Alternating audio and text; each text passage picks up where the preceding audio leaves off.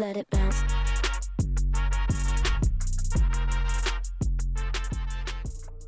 If you're thinking right now, holy crap, Mike, we went from starting relationships to passing off customers all in the same video. What about that huge gap in between? Don't worry, we're going to cover some of those key things that you're going to need to know before you start making sure that you lock down some of your referral partnerships. So the last thing that we're going to cover before the final thing is making sure that you understand how to create incentives for your partnerships, how to relationship nurture those partnerships, and last but not least, just kind of keeping track of some of the metrics and what's important with that. So first and foremost, we talked again about how you should be asking about if they're local, asking about if they, what got them into the profession. And then we want to make sure that they pass over that customer as fast as possible. That gap in there, one of the things that you want to make sure that you're doing is making it as easy as possible for your new referral partner to pass over their customer. Keep in mind that when they pass over a customer, that for any sale to be done, there's typically 7 touches before a sales happen. Now, that is for regular sales. That means if they are seeing billboards, their advertisements, they're listening to radio ads, all of that, that can be those 7 touches. What enormously fast forwards that is relationships. A lot of times relationships are going to be your fast forward button of success. And that certainly applies here. If there is a trusted resource that's passing over a customer to you, you want to assume that sale, not from the sense of being arrogant about it, but assume that you are now there to be able to take over that customer and create that white glove experience, that A1 experience from your referral partner. And so what I would tell you to do is make sure that you are creating as easy a process as possible, not only for your new prospect, this customer that you're about to sign with and work with, but make the process as easy as possible also for your referral partner. If you can make it as seamless as possible, they're going to be much more likely to send over more customers to you. And especially if there's a money transaction that's being made for when they send over a customer and they start working with you, now you are going to make it even easier for them to make some mailbox money because they've already signed that customer up on their end. The other thing is make sure that you have a follow-up cadence, not just with your customers, that you should be doing that already, but when it comes to these referral partnerships, make sure that you have a follow-up cadence.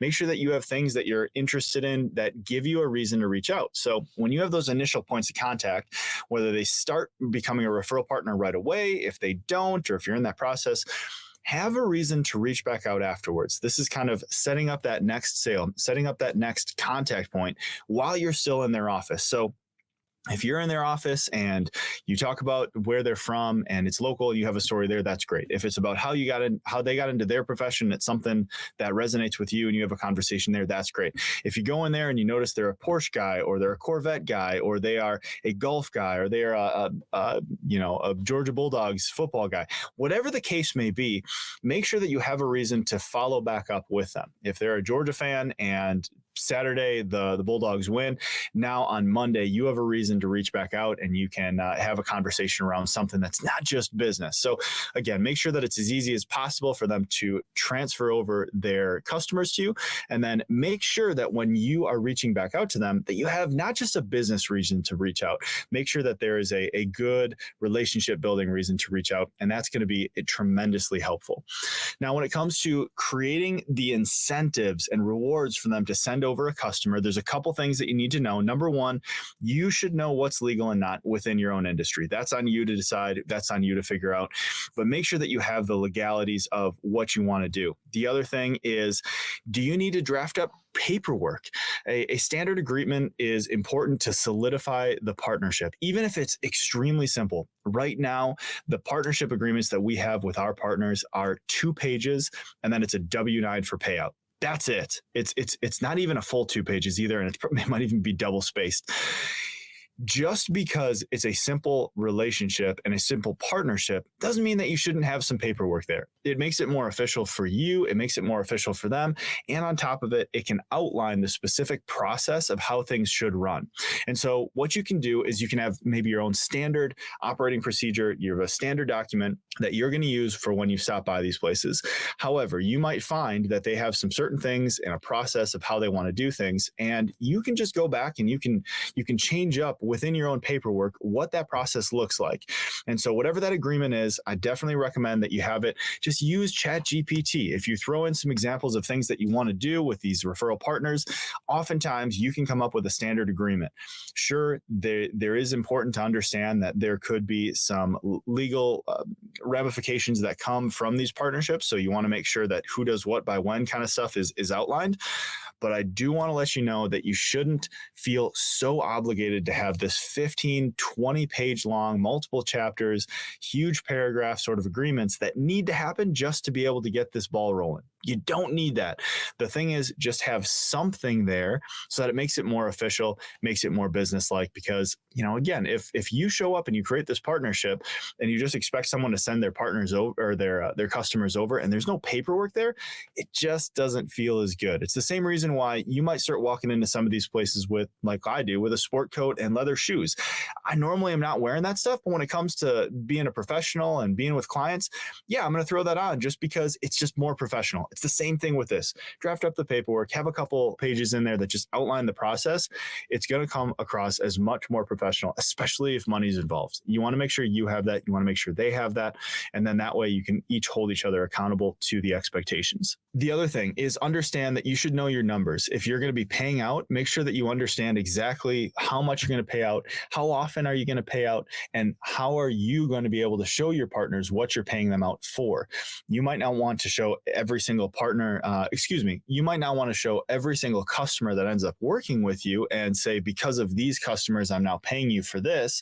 However, you should be able to provide, here's how many people you sent over, this many people signed up for this amount, therefore we're paying you this amount. And you should probably send that over monthly or quarterly, depending on how you decide to pay out. Make sure that you have those numbers that you're sharing with them. I think that it's really important to have transparency in business, and any good business person, again, the subject matter expert, those medium business owners that you're going after, more likely than not, they're going to want to see some of that data. Maybe not today, maybe not tomorrow, maybe just once a year. But if you're not sending it to them regularly and getting on that case, it's easy to forget. And I'm just telling you, make sure that the business is clean business. That's where it comes with the paperwork, the expectations, and also the payout. So make sure that you have all those things there. The other thing to think about is don't feel like you have to give away the farm when you're doing payouts for referral partnerships. I think it's important that you remember the idea behind this. Let's just say that you're a solo salesperson or a solopreneur who's out there, hustling right now. To me, the end idea here is that you build up these relationships strong enough that you can now hire another person to either manage them or be a secondary salesperson to manage them and continue to grow these referral partnerships, and then be able to step back from the day-to-day and be able to grow the business more outside of just knocking on doors. Maybe you hold those key relationships. Whatever the case is in the future, the important thing here is to make sure that eventually you're going to have to hire some more people on, and eventually you might even need to hire a manager for those people. That's actually a really, really good thing to have. But if you overpay up front, that might be difficult trying to have that relationship where now you can't pay as much to your referral partners or you can't pay as much to those salespeople. It's just something that you got to run the math on. Don't overanalyze it. Just consider it as the reality. You want to be able to grow your business, and in my opinion, grow it to the point where you're able to pass off some of these things so you're not the one being the point man, doing all the selling and holding all the relationships in the future. It's fun, hold some of those key accounts, but eventually pass over some of that day-to-day stuff to another salesperson, and understand that if you don't have enough money there to be able to pass over, now you're not going to be able to prosper and put some money back into your business. Just run the math. You're the professional. You'll figure this out. I have full confidence in it. Now, when it comes to the payouts, understand, I know I just said you don't want to talk to someone about how you have to change their payout and maybe drop it or whatever. I can tell you from firsthand experience, in October of 2021, our team switched over from a pay per conversion standpoint with our referral partners to pay by lead.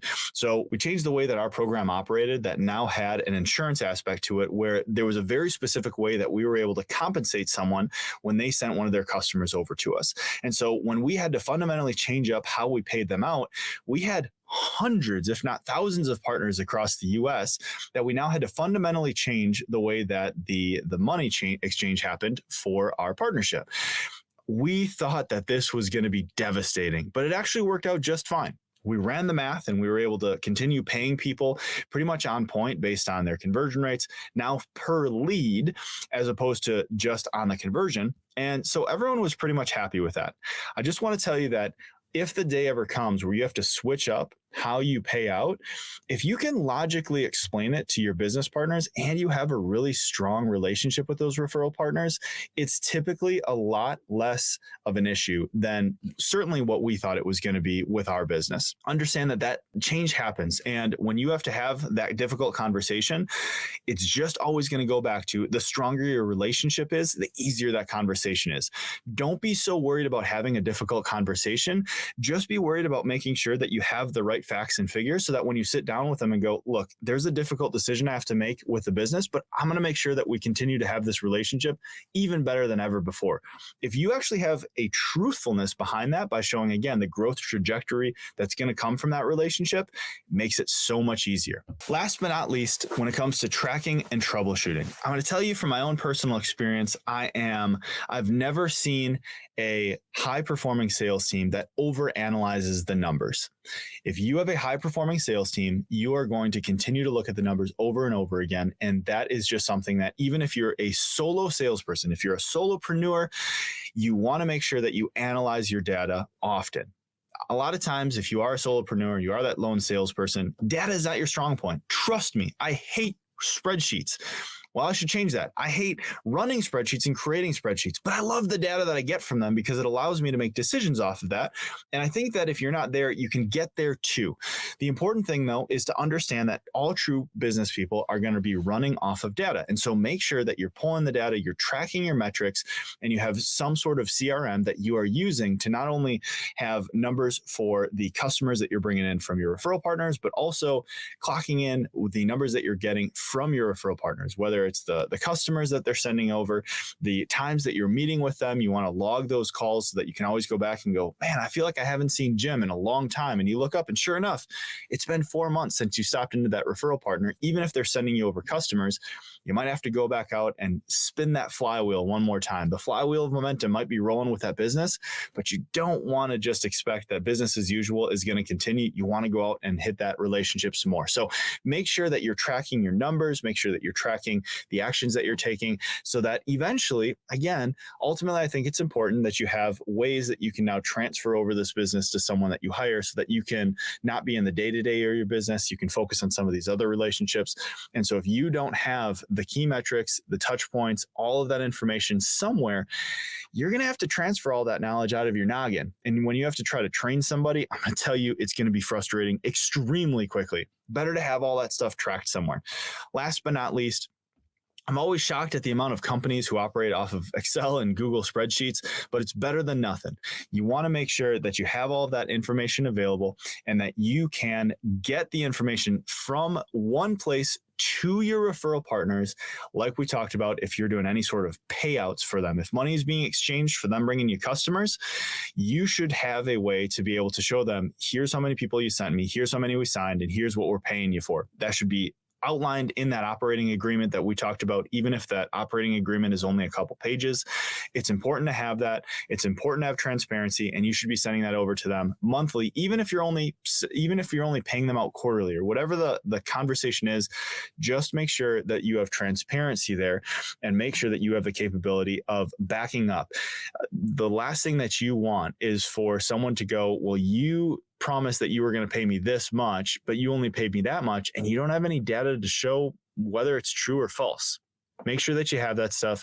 It's going to be a whole heck of a lot easier. And if for no other reason, I'm going to tell you the reason why you want to have that stuff together is if you can have that future vision, that off into the future, you're going to have so much success that you now have to hire somebody to be able to run and manage those portions of the relationships within your business. Make it easier on your future self to be able to get that flywheel of momentum spinning with a new person in your business simply by tracking all of the metrics so that when you start handing over those accounts, it makes it so much more simple for them to go in and find out what's going on. Hope that helps when it comes to all of the metrics, maintaining these relationships, and making sure that you have transparency with your referral partners. Let's dive in for our last video.